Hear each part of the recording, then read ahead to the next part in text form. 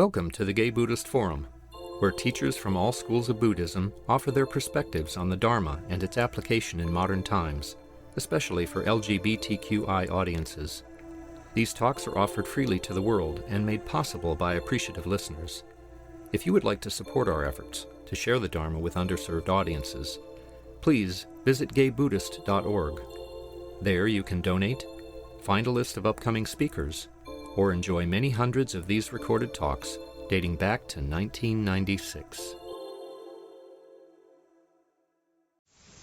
Let us go around, introduce ourselves, and if you would, if you're new or returning, please mention that as well. My name is Bob. Douglas. Manuel. Robert. Kay. Mike. Michael. Caesar. George. Bruein. Peter.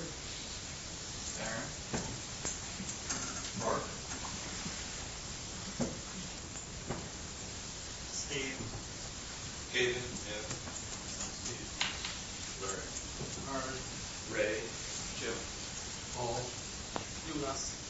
Richard. Carl. Carl. Peter. Stephen. Harley. Rich. Robert. Zopa. Paul. Doug. Jim. Kurt. Dean. Bill. Gene. Larry. Not quite the semicircle you usually have. If you were here 2 weeks ago, we had the pleasure and honor of having Robina Courtin begin her two-part talk on being your own therapist. And today, she will perhaps free us from any further Western therapy that we're currently experiencing. Okay. Happy to be here again.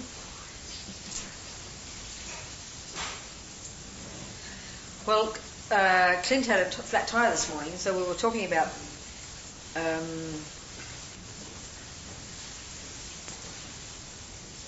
talking about how we deal with things that we don't like.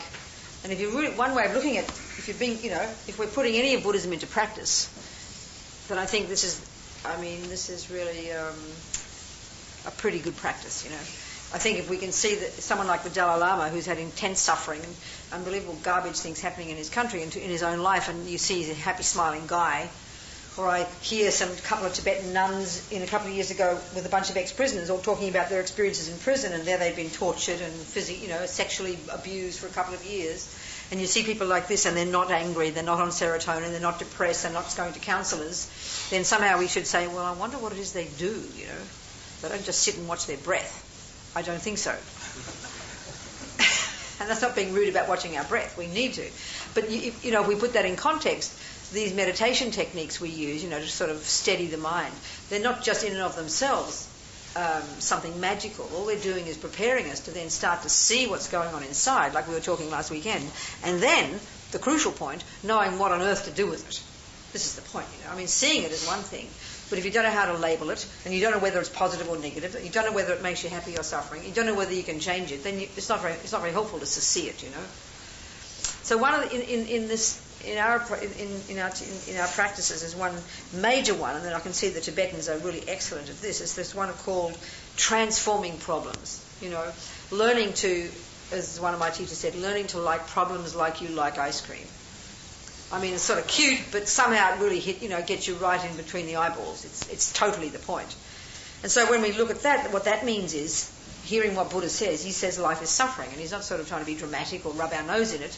He's speaking, he's observing a very simple fact, that things happen, stuff happens.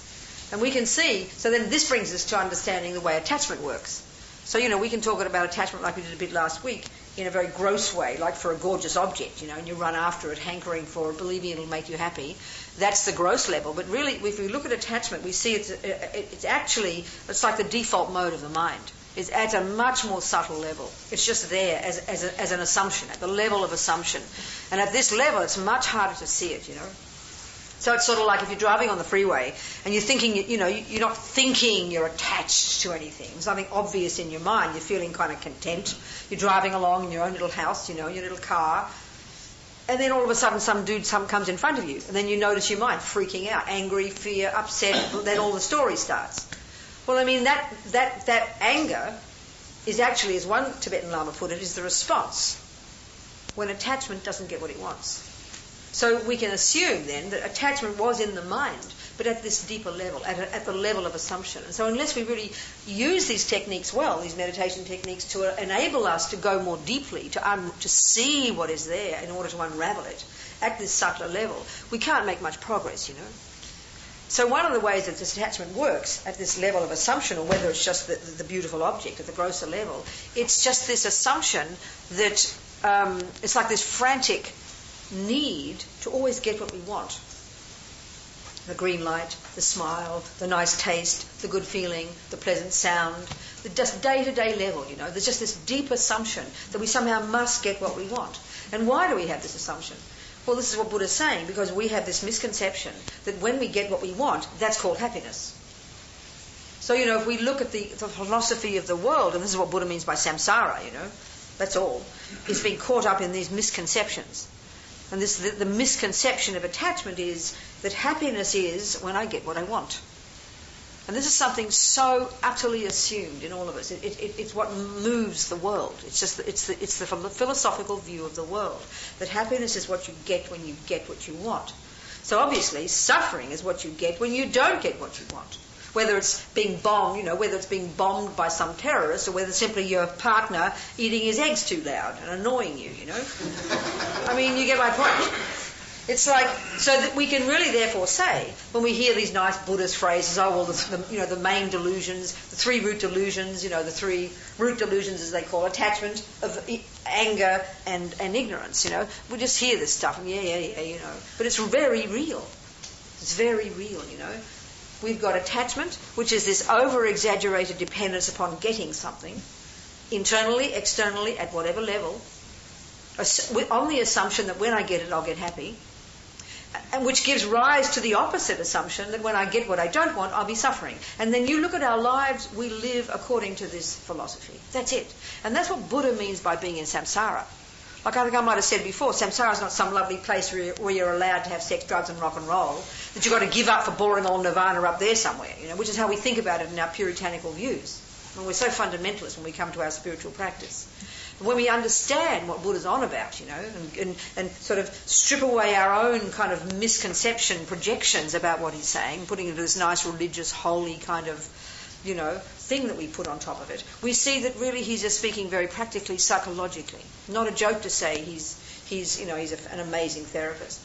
Because this is what Buddha's dealing with, our human mind, But because we're so used to thinking religion, we see this holiness and Buddhas and blah and all this stuff, we don't hear it as psychological. We repeat all these words, attachment, blah, blah. But I mean, when we see an ordinary daily life and look at it more deeply, we really see what he's talking about, It's so clear what he's saying.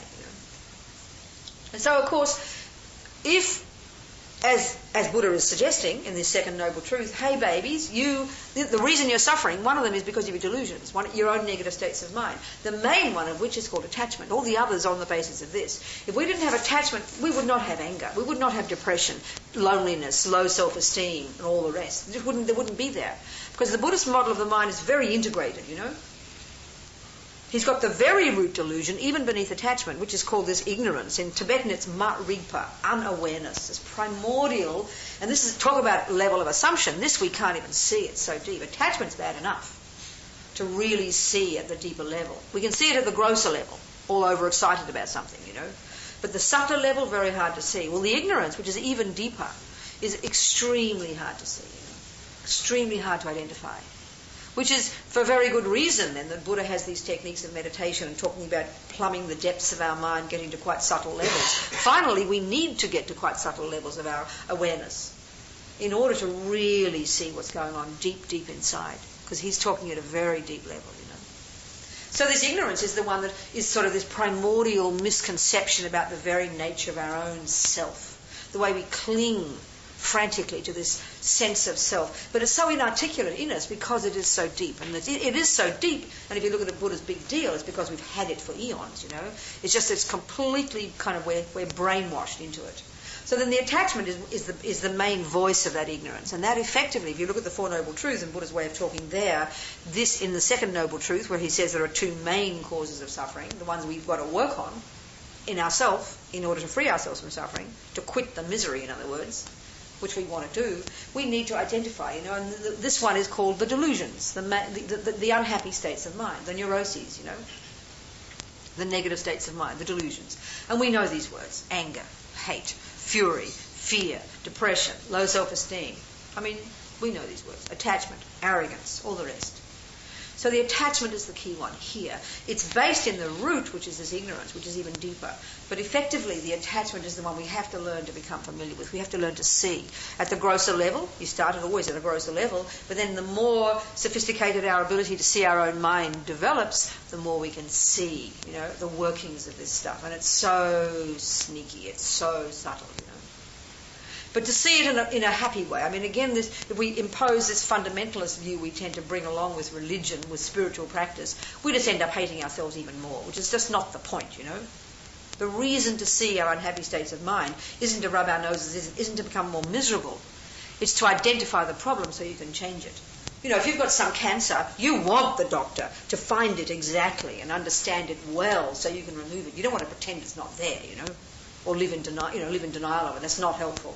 So we've got to have the courage to see what's happening inside, but not hate ourselves for it. Be glad that we're seeing it. So now we know what to change. And so this attachment, its assumption is, as I'm saying, it's just utterly there, is all the time there. And like I'm saying, when you're driving on the freeway, it's like it's not at a very gross level. You're not kind of frantic with it. You're not thinking, I must get what I want, I must get what I want. No cars must come in front of you. You're just relaxing, everything's cool, you think, and suddenly the anger arises, the freak out arises. That's the sign that there was attachment there in the first place at this level of assumption. So if it is true, as Buddha is asserting in his Second Noble Truth, that one of the main reasons we suffer is the delusions, and in particular attachment is the source of it. If it is true, we need to investigate that and have confidence in it, not just believe him blindly. Then we need to identify it. So why? So that we can go beyond it, so we can get rid of it. So when would you identify attachment? When you don't get what you want. So the trouble with attachment, because we're such junkies, and really Buddha is saying we're all junkies, it's just a question of degree, and attachment is the name of the state of mind that's the junkie mind, Really, not joking. In our culture, we think over there, these people over there, they're junkies. I'm ordinary, I'm normal. Buddha's view of being junkie is just, again, more radical. He's more radical in general in his understanding of the human mind, He says we're all junkies. It's just a question of degree. And as I said, attachment is the junkie mode, but at this subtler level. So we're just walking around, propelled by this kind of bottomless pit of neediness that's just there as an assumption, that is constantly, like it's got many functions, this attachment. It's constantly it's constantly searching for something out there or in here that we can then hang on to with the belief, all instinctively, that it will give me happiness when I fulfill it, when I get it, Which comes, so you think about what attachment is. It's the energy. They say in the text, it's all very, kind of sounds very technical. It sounds very kind of abstract. The energy of attachment, this is, our words for it, is dissatisfaction. But, a really nicer word for that we use in the West is neediness. Oh my God, he's so needy, we'll say. I mean, we get that, don't we? That's attachment. Again, but that's at the grosser level. We can get it there. We would never think of ourselves as needy. We we do probably, but we don't think of it, at a very deeper level. But this is what it is. So attachment is this, the energy of it is this sense that something's missing. Sense that something's missing. Sometimes it's very aching, like a deep aching hole of loneliness, desperate to get something, and we usually put that onto a person, Or at this subtler level, just this sense of needing have something to make me feel content. And so the second, this is the point here, the second it is thwarted, that's when the anger arises, the aversion, or the frustration we'd call it. We have all these nice names for it, of irritation, annoyance, frustration. They're all variations anger, they're all variations of the very simple state of mind that's the direct opposite of attachment, called aversion. So attachment's function is to, it's expectation. One of its energies is expectation. Therefore manipulation, neediness. And one of its main functions putting it just technically, is to exaggerate the importance or the beauty of something. Meaning, believing that when I get it, I'll get happy. It's exaggerating. Because Buddha is simply saying it isn't the cause of your happiness. It plays a major role. Getting the red light, getting the green light, having the nice sound, having the praise, having the pleasant feeling, having the good smell, the good taste. Of course, they do play a role in our happiness. We can't say we don't. But the samsaric view is we give 100% power to that thing. We're kind of like tunnel vision, obsessive, it's obsessive state of mind. Attachment is an obsessive state of mind. In that sense too, therefore, it's not accurate. It's not seeing many perspectives. It's just, that is the cause of my happiness. So even if it's just driving on the freeway unhindered, the mind's kind of, the very nature of all the deluded minds is they're kind of obsessive and concrete. So the moment the car comes over, freak out, The moment the red light comes, freak out. And then to whatever degree. We can see this type of, we can see this in our lives, So that's because there is attachment in the mind at this default mode. So if it is true that attachment is the cause of suffering, and if it's true I don't want to suffer, and hey, 100% agreement there, I would think that we don't want to be miserable, we would love to not be miserable anymore, then it follows we ought to give Buddha at least a try, if that's what we're attempting to do, to check out what, that it is true what he's saying, to give it a go, to look at it, to investigate it, which means we have to understand how it works. So then, as I said, because when attachment is quite subtle, like in driving on the freeway, you don't think you're being attached, as I said. Because you don't notice it, because it's quite deep, you're not noticing the workings of it at this subtle level, we need then, with courage, to be welcoming the problems. Welcoming the flat tire, welcoming the red light, welcoming the irritating, eating his breakfast. I mean, get my point, Of course we can't stand this. Because we only want to get the nice things, It's so deep inside us, isn't it? And it seems almost perverted to enjoy a problem. But hey, if it is true that we want to stop suffering, and if we're prepared to give Buddha a go and give him some credibility about this thing of attachment and look into it, then we have to. It just makes sense as part of practice. And I think we've got good examples. I mean, I just keep thinking of Lance Armstrong, this fanatic cyclist. Not being mean about him. He's a brilliant cyclist. So, in ordinary life, we understand this business of transforming problems. Lance Armstrong would no way be who he is if he didn't love the pain. I mean, I remember reading a long story, an interview with him in the New Yorker, and he talked about the level of physical pain that he experienced. Now, I'm not talking about, sort of getting off on pain. I'm talking about learning to have the courage to walk into a problem and greet it and welcome it and see that it's somehow good because I'm going to test myself against it. I mean, if Lance Armstrong didn't have perseverance and go up those mountains and feeling the pain, he would not be the cyclist that he is, If you want to have a nice handsome body with lovely muscles, you've got to go to the gym because someone says, hey, you go to the gym, it'll make you really healthy. And you go the first day, they'll say you'll feel really good. You go the first day, hey, you don't feel good, you feel terrible, right? But you welcome that problem, don't you? You welcome that problem. I mean, if you just, in an isolated way, you saw somebody puffing and panting and obviously miserable, you'd think they were insane. Why didn't they stop? The reason they don't stop is because they know why they're doing it. We know we're doing this puffing and panting in order to get a nice, nice body. You understand my point? So when you know the benefit of something and you know the result that you'll get from it, you're prepared to walk through the pain. We understand this in daily life with our ordinary physical things. We want a nice body. We will do anything. We'll starve ourselves. We'll be miserable, in other words. We'll suffer in order to get the result. That's the point I'm saying here. So we understand about transforming problems. We understand about liking problems like ice cream. But emotionally, we do not. Emotionally, it's just complete panic mode. The second something is threatened inside, We're like we revert to 2-year-olds. Mommy, he hit me. Isn't it? I mean, not being mean about us. So we really got to have courage, And I mean, just the discussion Clint and I had in the car was just a perfect example. A small thing, like, a flat tire. So why is it that let's analyse a bit more why we freak out when we don't get what we want. Because a part of it is too because we make plans. You know, we decide I want to do this and this and this and this and this. Now, there's nothing wrong with making plans. So wanting to do something and this is something interesting too, to really be clear. Wanting to do something and attachment to doing something are completely different. So right now, in our ordinary daily life in the world, in the Western models of the mind, we don't make this distinction. You know, we just, wanting to do something. But it's like, I've got to want to do something before I do anything. I've got to, even to pick my legs up and walk out that door, the thought has to first occur in the mind, doesn't it? I want to walk out the door. That's very reasonable. Otherwise I won't walk out the door. My legs won't decide to walk out the door. You see my point? Kind of popping up and leaving me surprised. Wow, look. You see my point? It has to be my mind that decides I want to walk out the door. That's perfectly reasonable. Don't think that's attachment. If you think that's attachment, you're going to suffocate. You'll go crazy. I'm not allowed to want anything, It's nuts. Of course you have to. It's practical. But attachment to it, that's different. That means if I'm attached to walking out that door, that means you better be careful whoever's in my way. You see my point? That caused me to get annoyed. I want to walk out that door. Who the hell do these people think they are in my way here? That's the anger one. Do you see my point? So attachment to something is fixed on it. And if you want to analyse it, it sounds crazy, but it's true. It's because that's what I want. It's neurotic. It's focused on I want that. Meaning, unless I get it, I'll be miserable.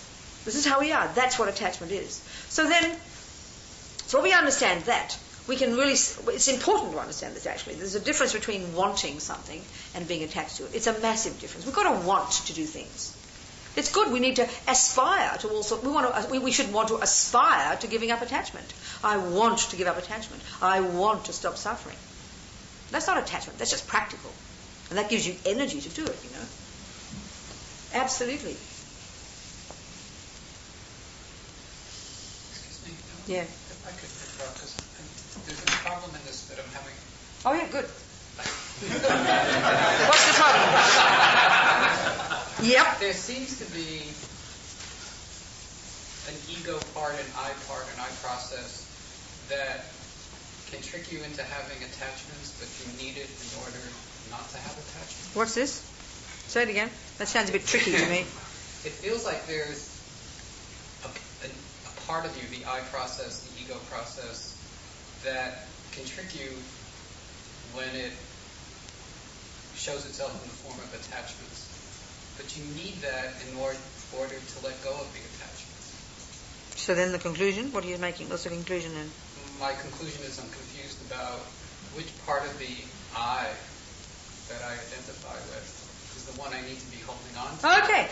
Speaking very simply, you could say there's the so-called negative part, which is the neurotic, the ego, and all these words we know, and there's the so-called positive part. So, in a really simple sense, in terms of walking out the door, a valid state of mind is to want to walk out the door, because that's the way relative reality is. We're sitting here and we've got life, just on accepting life in a relative reality sense that you've got to do things, Then it's reasonable, it's valid or positive, meaning not a negative state of mind, to simply say, I want to walk out the door. It's reasonable. I want to have lunch. Oh, I want to go visit Bill, I want to go to bed. I mean, a simple level of life. Attachment to it is the neurotic dependence upon it such that when you don't get it, you get miserable.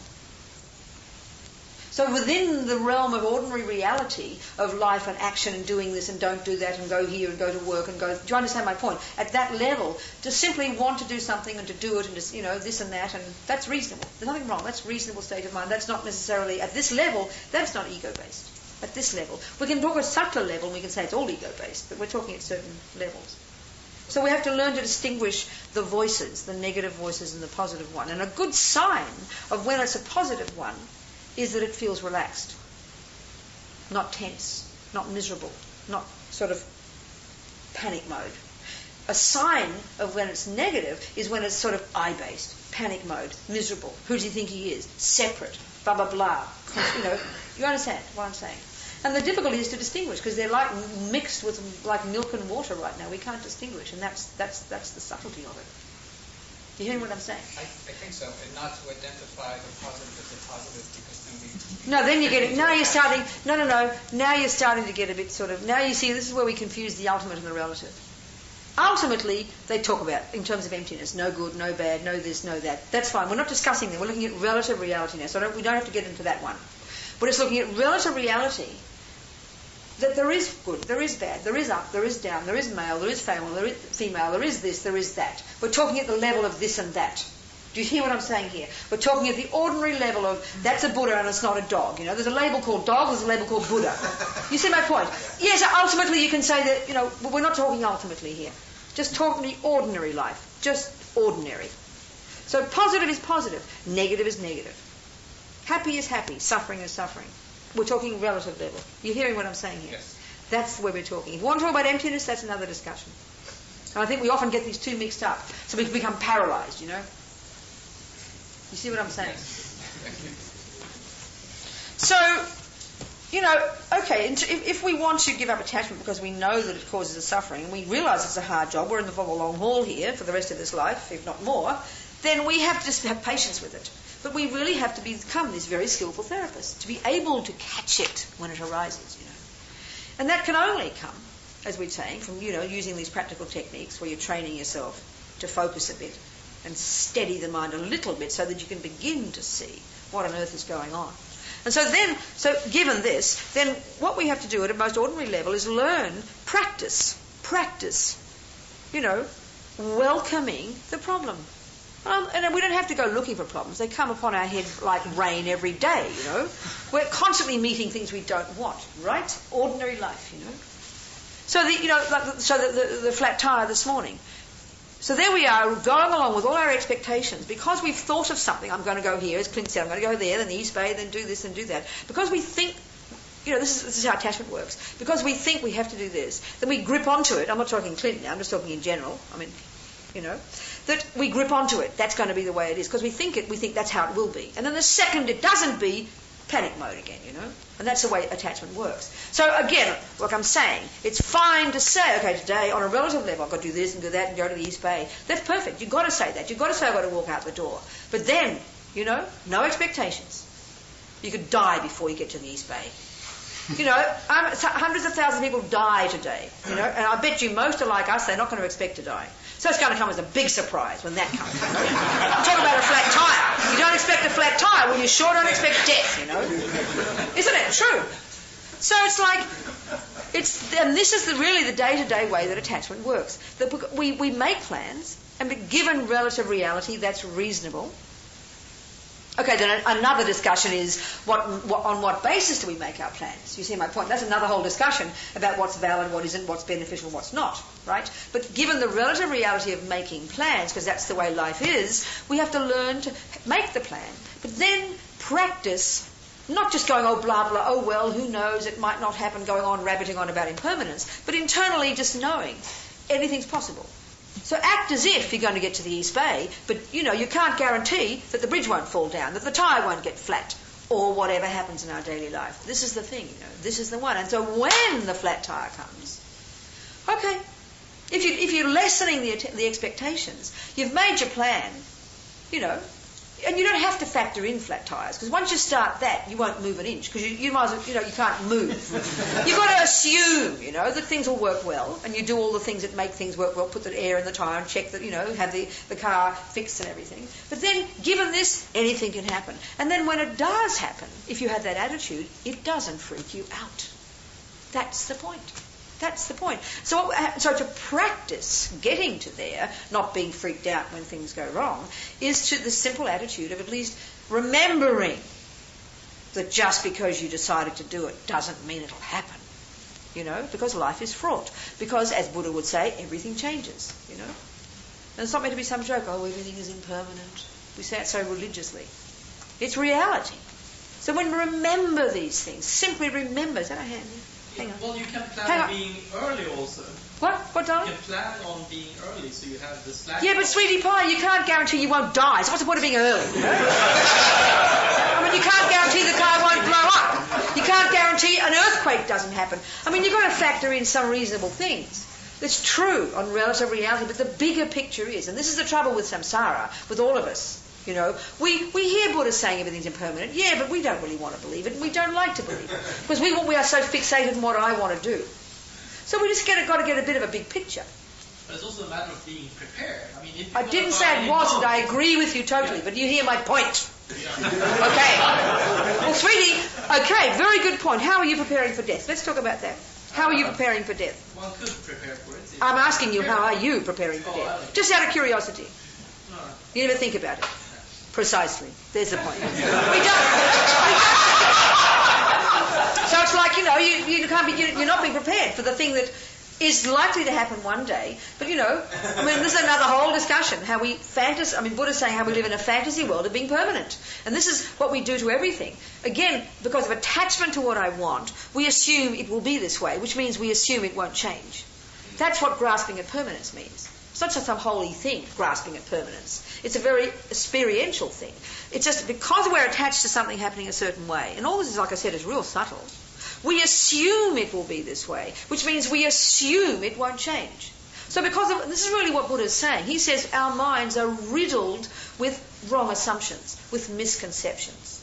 We don't think the words, oh, I am permanent. We don't think at a gross level. Like I'm saying, this stuff that Buddha's talking about is at the level of assumption. Real sneaky. It's kind of in the fabric of our being. That's why it's really hard to see. Do you see my point? That's why it's really hard to identify. So you've got to look so carefully inside here. Listen really carefully. And the real test of all this is when things happen. When the flat tire comes, when he says the mean word, when the red light comes. I mean, don't wait for the bombs. Don't wait for the big dramas. Just deal with your daily baby dramas, A question on that? When the thing happened, yes. When you had the flat tire or yes. whatever, yes. Did you have a moment at least of, oh shit? Who? Me? Well, I mean, it doesn't matter personally. I mean, in this case for me, that's just personal, isn't it? Whether a person is, practicing or not. Well, I guess what I'm saying is, I think I'm pretty good at adjusting and letting yes. go and whatever. Right. But sure. initially, when the thing I don't like that happens and yes. pops up in front of me, sure. I go like, and then you deal with it. There's this great joy of getting past it, and it actually feels better than. No, I understand. Okay, so that I think is just a question of how practiced you are, isn't it? So just don't have to be personal about it, but it's a question of. It's like anything. It's like you got to suddenly drive out on the freeway, and the question is, well, how well did you do it? Well, it's a question of how much practice you've done. So the answer to that question would be that one for any person. When it happened, check yourself. Okay, how did I deal with it? Oh, well, I did pretty well. Still got some training to do, so you keep training. Well, and isn't it? Each case is different. I mean, one day I might have a... No, if you're really practicing it's not like that. See, I think part of our problem there is we think this internal stuff's hit and miss. But honey, if you're practicing piano every day, the sign of progress isn't suddenly one day you play Bach and the next day you can't remember the notes.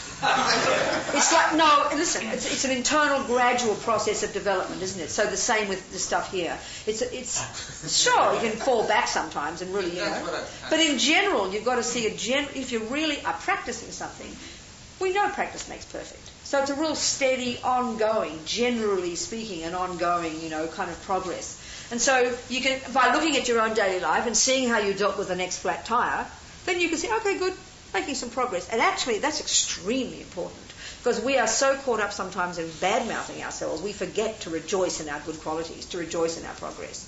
And that's what gives us courage to keep moving, definitely. But it just means to catch it. And that's the tricky part because we're on autopilot, we're on kind of overdrive, and we've got to, it's just subtle.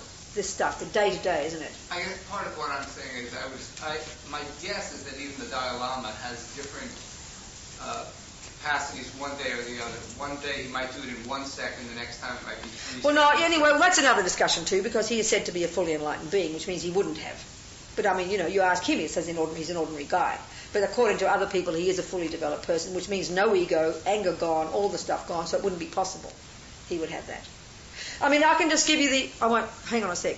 I mean, I can see even, I'm not trying to make all Tibetans high people, they're not, but because this is full-on real practice for them, this is the stuff that they talk about. And I think if I look at the ones that I know, this is what they're actually practicing, Like, I mean, I think I might have mentioned, I'll say it again, in the context here, I mentioned briefly, that a couple of years ago in New York, Richard Gere had invited, His Holiness, and then also a bunch of ex-prisoners. Did I mention this last time? No, okay. Maybe the time before. Okay. There were like 20 American prisoners, some male ones and female ones and black ones and white ones and a whole nice cross-section, very politically correct. But fine, there's nothing wrong. So they'd all been in prison, and most of them had some kind of association with Buddhism or meditation during their incarceration. But also invited were 2 young Tibetan nuns. So what was interesting was, obviously everybody's dealing with their dramas and the sexism and the racism and the tragedies and the sufferings of their own lives, like we all have, we all know it, us Westerners, right?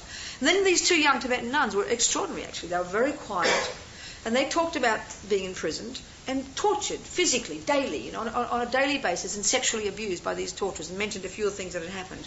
But what was really obvious to everybody else, these were young women, like 22 or something, 25 maybe. But what was obvious to everyone else, that their suffering was far worse than their own suffering, for a start. I mean, being daily tortured and physically, brutalised and so on. But second, they weren't freaking out. They weren't in that kind of freak out mode and despair and the rage and the anger and the why and all the dramas that we take for granted. They weren't therefore on their serotonin and seeing therapists, and they weren't angry. And they had compassion for their torturers. And it didn't come out in a big kind of, they weren't like being big holy saints, They were very humble about it. It was quite shocking to hear that, because that's surprising to us. So this is a major part of it. For them, this is real practice. So you could say they might not have been they can't have been, let's say they weren't highly, enlightened beings, but certainly have to be pretty developed, that they were able to transform problems, quote unquote, to actually experience that in a daily way on the basis of their understanding of karma, which for them is a very big thing. They don't just say karma, they actually have a deep understanding of it. So that causes them to accept it, therefore able to find a way to see it in a good way, even though clearly if you open the door they'd rather be out, please. I don't know who wants to be tortured daily. But their minds were so together they were able to work with it, such that when they came out they weren't destroyed, like we would just take it as natural. So the point is, it's possible. And I can only say whether it's these high ones, the teachers, and the high beings who really are highly developed, or even ordinary people. I mean, some of my friends, who've been tortured. The same, these Tibetans. One of them, I said to him, "Did you ever?" He was tortured. His father was murdered, brother was murdered, and I said, "Do you ever get angry?" He said, "Angry? What for?" I mean, it doesn't occur because they have worked on their minds in this way that we're talking. They've really learned to welcome the thing that comes, which isn't what they want, and using that as a very powerful tool to help them change their minds. I mean, this is stuff that's all real. We understand this stuff, And this is daily life. And it's to this extent that we can be reasonably happy. By the end of the day, in the beginning, everything's always difficult. Driving the car on the freeway when you've never done it is painful, is difficult, is freak out, But like anything, we get used to it. So getting used to this is really the heart of practice. Doing this in a daily way, you can say, to the extent that you even think of yourself as a Buddhist, if you're doing this, then you'd say you're being a Buddhist. But it's the toughest job you can imagine. I mean, it's easy to go off and get a beautiful body. It's hard to do this one. It's hard to mould our mind in this shape, My goodness. But this is the practice. This is the point. Do you understand? So maybe have some more questions, I don't know. 25 minutes to go. Yes, go on, yes. You've been talking about some of the big things, these people who have been tortured. Sure. How do you get past? Is it just a matter of degree from the flat tire to... Yes, that's all it is, literally. It's like whether you play grade 1 or piece of bark. It's just a question of how much you've practiced, how much work you've done, how much purification, how much capability you've developed. Yeah, that's it. In a very progressive way. It is. It's not a hit and miss thing.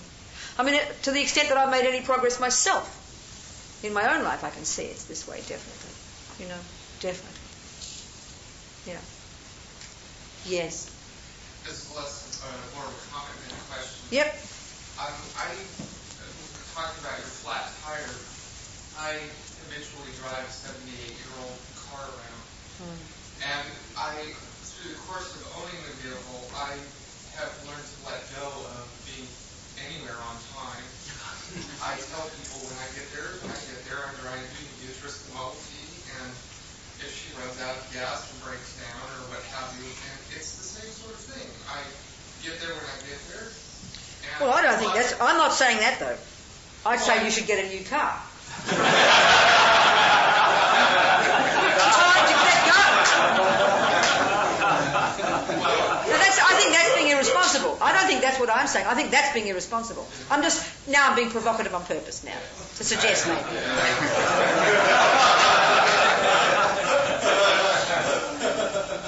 I mean, it's sort of like, what I'm saying isn't, oh, then whatever happens, happens, 4 hours late, blah, blah, blah. I'm not actually saying that. But it's okay. I know you understand. I'm just making that comment. But this object, which again is an exercise in attachment, because anything can happen at any given time, and that's something that I am aware of. So why do you have a car that doesn't work properly? Why do you do that? Why don't you get a new one? No, it's an interesting question. I mean, that's the learning for this for me. Why would you have a car that doesn't work and do what it should do? I mean, that's just ridiculous. Well, that's an unintended consequence, is the ability to let go of attachment, or if something arises that I don't understand. No, I'm asking you, why don't you get a better car that is more reliable? Just be ordinary about it now. We get so holy about all this stuff. I mean, if you have a knife that doesn't cut the bread properly, it's a good practice. It's not a practice. Just get a new knife. I'm serious. Hey, listen, if you can't get a new car, that's then a good practice. Buddha says if you can change something, hey, please change it. But if you can't, then you start practicing. Well, so why not get a new car? It's my choice. Let me answer your question. It's my gift to the world. Come on. What? An old beaten up 78 is your gift to the world? How's that a gift? Drive her home with a car. No, anyway. What, sweetheart? It's treasure. It really is. Oh, darling, I'm so happy for you. No, okay. Enjoy your car. I understand. It's given me the gift of understanding attachment. Oh, well, I'm very glad. Okay, Brett, I rejoice. Okay, I rejoice. Go on. No, I do, really. I'm okay. Go on. Yes? I just wanted to say, this is beautiful, old woody. Oh, yeah, I know already what you're talking about. I can see it already. Okay. It's okay, it's fine. Who's got another question? Anybody? Yeah, go on. So my question is, in the enlightened state, how does one experience the ice cream? Well, darling, I mean, it's like, I mean, I think if I were to say to you the qualities of an enlightened being and the way they talk, if you look at all the words bandied about and used in different ways, then I think we're talking another level of reality, I mean, still ice cream would be ice cream. But it is, I guess this is another question, is in wanting to attain Buddhahood, or at least this being why I'm wanting to not suffer anymore, there's part of me that wants to know, well, what is that like, really? I mean, well, that's a good way to think. It is a good way. So let's just imagine. Okay, let me ask you an ordinary question. Can you try and imagine how you would be if you didn't have attachment and weren't angry and weren't jealous and weren't depressed and didn't have low self-esteem and didn't criticize others and didn't badmouth and didn't gossip and felt very blissful and felt loving for others and compassionate and wise? I mean, isn't that even good enough to even think those words? Yeah. Well, then try and imagine that. Good meditation. Yeah, excellent. Would be nice, wouldn't I it? do that as a meditation. Well, wouldn't we like that? Yes. Good enough. They say, when you know the benefits of something, then you'll do it. When you know the benefits of a nice, handsome body, you're prepared to go through the pain in the gym. Lance Armstrong knows the benefits of becoming the best whatever and winning 7 races. You understand? In a simple way. So by thinking about this, absolutely, it's a very powerful motivation. Just to know that we don't have to be angry and jealous and fearful and all that business. I mean, oh my God. Yes. Don't need to be too creative to think about it. I mean, we know what it's like to be fairly reasonable and fairly harmonious and fairly loving. Well, even that, the level we do understand it, is a nice incentive, isn't it? And this is, a very practical way to think. Just to think of the advantages of it. It's what it'll cause us to do it, Yeah. Sometimes I get caught up in this circle of being attached to trying to attain enlightenment. No, I know. So we get all caught up in this stuff, So it's not a problem. I feel like I'm in this... I know, because we don't have a clear understanding of attachment. Attachment doesn't mean wanting or liking something. Excuse me, pleasure is not attachment. Bliss is not attachment. Happiness is not attachment. Liking is not attachment. Wanting is not attachment. Given the reality of being humans, they're all valid states of mind. The thing is, we only get them through the medium of attachment. In other words, the happiness that the junkie has, you can say there's some happiness there, you can't say there's not. But hey, look at the means you've got to use to get it. So it's like it's the manipulative expectation, fearful blah. That's the attachment stuff that actually pollutes any pleasure we have at all. So if you can just even imagine, like, we now, let's say even the biggest pleasure which we usually have in relation to another human body, let's say. I mean, giving up attachment. Ideally, and you've got to really be an advanced person to be able to do this, but just speaking theoretically, doesn't mean you give up having bodies. Wouldn't have to necessarily mean that. A person who's given up attachment, even to the chocolate cake, they would have far more pleasure than a person with attachment. In other words, just notice your own mind when you're a bit hungry, which means attachment is there. You're kind of greedy, grasping, wanting to shove it in. You're completely single-pointed, focused. You're not noticing anyone else. You've got to get it in, shove it in. Then you think, oh, did I even eat that cake? You don't even notice if you had it because, attachment, the delusions drag your mind down, make you very dull. When you're into having some sex and you're really kind of like a bit drunk and you just look like a greedy pig with respect to pigs, I'm not being mean here now. You hear my point? It's like you just shove it in, and then, oh, did we have that? Because attachment makes you just demented. Attachment is like dulls your mind, makes it frantic. So can you imagine, yourselves, if you've got slightly less grasping at something, you can enjoy the cake far more. It's more spacious, more delightful. Well, that's experience of pleasure without attachment, even to some extent. Can you only imagine the pleasure if you had no attachment? I mean, they say, this is a very interesting point, You know how they're talking about the accomplishment of the first mode of meditation, single-pointed meditation, is to have, they call it single-pointed meditation, single-pointed concentration, sorry. Well, already Buddha's being, again, more radical because he's asserting we've got these far more refined levels of awareness than we would ever talk about in the West, okay? So when a person's accomplished that, they've accessed very refined, subtle levels of their mind. And I remember talking to a friend of mine who's been in retreat for a couple of years. I mean, normally you don't talk about your meditation experiences, but it's very helpful, I think, to hear about it sometimes, especially for us Westerners. And so he said, and in the teachings they describe the stages, the stages you go through, each stage, and then you find it's described in terms of 9 stages. When you've accomplished the 9th stage, that's when you've got, blah blah blah. And he said even he just touched upon the 5th stage, and he said there was no question, Robina, that the bliss he experienced in his own mind, and don't make it sound holy, it's bliss, okay, in his own mind, in the meditation, just touching upon the 5th of the 9 stages, was infinitely superior to any pleasure he'd ever experienced through the medium of his senses. So this is the point here, not being horrible about us, but Buddha says we're like, we've got this gross level that we have pleasure right now, based on this gross, junky senses, and the only way we know how to trigger any happiness in our mind is by getting an object.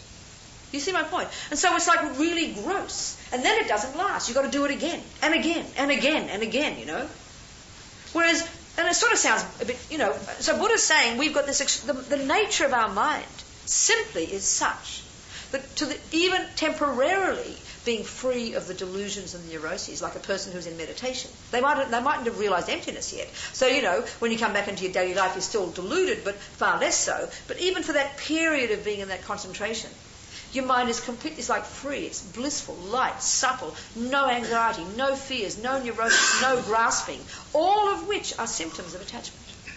So when to be free of attachment even for a moment, the mind is naturally extremely blissful, extremely light. And they say when you've accomplished single-pointed concentration, it's like the whole way you see the world is different. You haven't even realised emptiness yet. You're not even such a high being yet. But it's already extraordinary. Everything is far more light, more clear, more blissful. You have absolute control over every thought that arises. You're not just a victim of your own mind, being dragged by your own nose like we are now, I mean, it's astonishing what we can achieve. And we're talking here psychologically. Don't put it up there in the sky, So it's interesting, isn't it? Yes, and yes. 1, 2, and 3. 1, 2, and 3. Okay, you're 1. Sweetie pie, you're 1. With the glasses. Go on. I have trouble doing the silent sitting practice by myself. Exactly, I understand. That's very common. And, when I did, I find it much easier to use the mantra I got when I was doing transcendental meditation. Absolutely, yes. 67. Sure. So I say, well, rather than suffer, why don't I revert to the mantra? Of course, nothing wrong.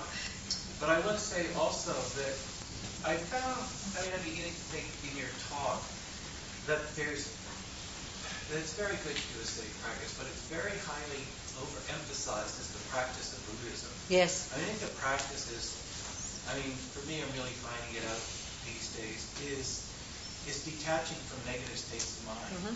That's and right. I have been able to do it just in the last couple of months. Mm-hmm. In little ways, and sometimes in big ways. Absolutely. And sometimes I can't. But, a couple nights ago, I got really mad at my dog. That's really stupid, horrible, negative state of mind. Mm-hmm. I understand. But, and I went, damn it, I thought I had licked this negative state of mind. I understand. But no, I think you're absolutely, it's the practice. No, you're absolutely right. The practice much more isn't important to me than no, you're right. I think it is a misconception that we think I'm a Buddhist because I sit and wash my breath for half an hour, or that's just a tool that gives us some skill to do the job you're talking about, to do this job I'm talking about, day-to-day life. That's the proof of the pudding. It's like thinking that going to driving up and down during your training is what practice is all about. When you're learning how to drive. Excuse me, the proof is when you get on the freeway. That's when you practice. But you can't do it unless you've done your training. So, yes, it's absolutely right to think, because this is the real point, dealing with your mind. And if our sitting meditation doesn't give us the skill to help us distinguish when things occur between attachment and aversion and learn to change our mind, then it's just empty practice. You're right. You're absolutely right. No, next person. Yes. Gentleman behind. Yes. That's a little bit of my question. Like, is this the only? It's meditation, and part of this is about your experience too. Has all the advance you've made through meditation? Sitting down on my bottom. No. Or is it more? Sweetie, let me tell you this. Let me tell you. Isn't it possible to make advancement also through loving relationships? Oh, sweetheart, of course, this is the point, It's, okay, I'll tell you about me briefly. 8 weeks ago. I know you people, I've never known a stricter group than you. You start everything on time and you finish no matter what. Why do you do it like that? Why can't you be more flexible and just relax and think something feels good, stop late, and it feels good? Who made that decision? Or is it just you're all scared to change it or something? Who decided? Do you have an agreement every week that you stop on time or something, or what? I go with the flow of tradition. Well, that's a bit silly, isn't it? Anyway, never mind. I'll obey by your rules. I'll abide by your rules. So for myself, being quite a berserk person, I remember when I first got into Buddhism, I had all these concepts of what I thought a Buddhist was, and then I started, and then I got, whatever reason, I'm in the Tibetan tradition, and there's my teachers and everything, blah, blah, blah, and I started to sit and do my practice, and I couldn't do it. I went berserk. So for 7 years, I didn't sit once. But I did my practice, working on my mind. Being your own therapist, dealing with daily life, a loving relationship, dealing with the problems. This is the practice. The sitting part is simply a tool that helps you do that. Of course. You're not, if you're just doing your training to drive with your little driving test person next to you in an empty road, that's fine. You can drive nicely. Get on the freeway. Now the proof is whether you can really drive.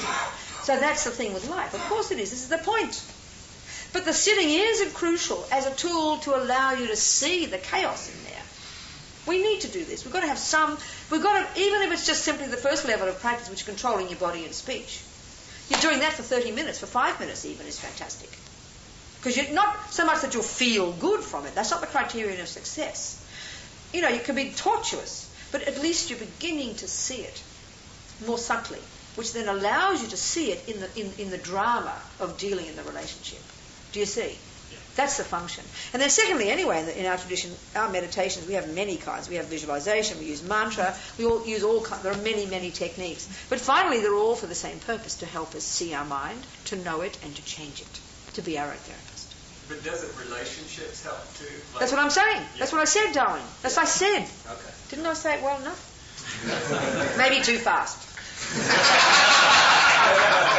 A relationship, hey, listen, that is the most difficult practice. Oh my God, I'm glad I'm a nun. I gave those ones up, Too intense. too much. It's like too much. I mean, each person, you've got to be where you're at, right? But it is the, talk about flat tire. You've got flat tires all day in a relationship. Isn't it? Oh. You. I wonder if you could talk a little bit about energy. Some of the traditions, I think the Theravadins talk about obstacles, and sloth is one of them. Who? Slother? What? Sloth as an obstacle. Oh, sloth. Okay, you mean laziness. Laziness. Can't be bothered. Well, I don't know about that. I don't think of myself as slothful. My mind is usually very, very busy. Right. But Sure. I find that as I do more meditation and I try and be aware of the mental states, I seem to have less energy for just getting through the processes of daily life. I sort of feel, looking at the outside world, there's this tremendous emphasis on greed, hatred, and delusion. That's as right. ways of energizing yourself. Of course. People who are the most greedy and the most deluded are the ones who are pulling in the most money. No, that's right. No, exactly, that's when right. I try and renounce those things or move away from them, I find that somehow I feel like I'm lagging behind. Not that In the worldly sense. Well, that's in the sense that I'm not effective. I seem to be. No, I understand. I think this is the thing. Yeah, it's like when they talk about in meditation, the two main obstacles are the one of the mind becoming dull, and that we can carry over into our daily life. And then the other one is to avoid the mind being overexcited. So the daily life one, which is you're talking the energy one, is the overexcited one, which is the attachment mode, which gets us to do things. But then when we learn to give that up, it's true, we then often go to the other extreme. So we have to learn just again to find that balance, to end up having the enthusiasm for daily life, but based on altruism and a bigger motivation than greed and all the rest. And that's where motivation comes in a lot. Really seeing the benefit to yourself of developing your own qualities, and that gives you energy, and then seeing the benefit to others of your being a better person.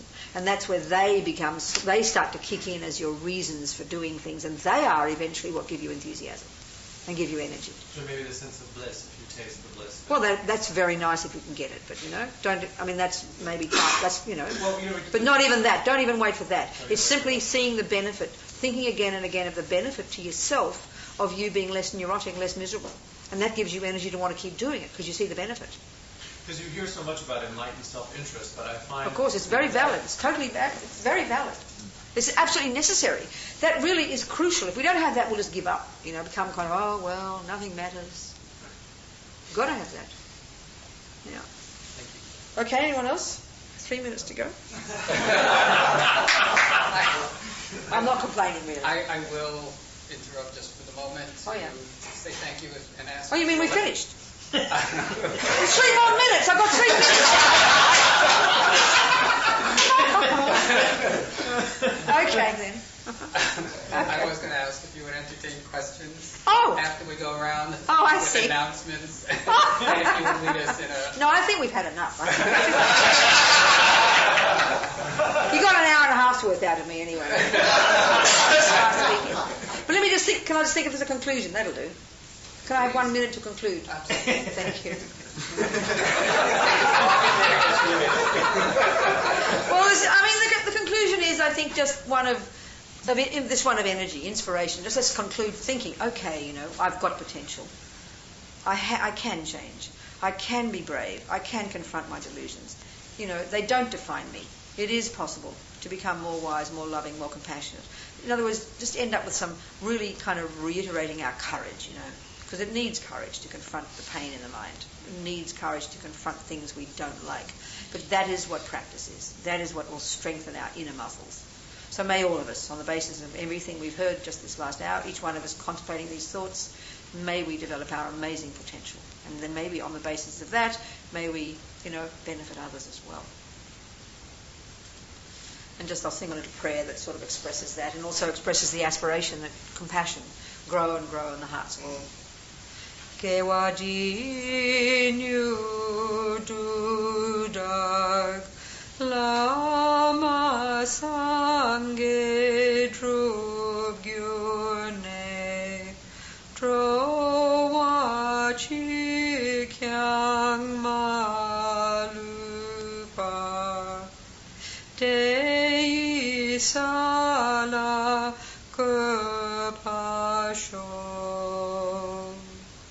Changchub Sem Chog Rinpoche, Ma Ke Panam Ke Gyuchig, Ke Panyam Pa Me Payam, Gong Ne Gong Du Belwa Sho.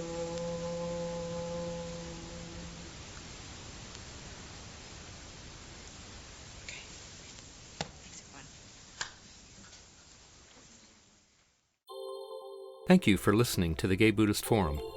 If you would like to hear several new talks per month and be notified of upcoming speakers so you can participate live, please subscribe to this podcast, like us on Facebook, and join our mailing list by visiting gaybuddhist.org.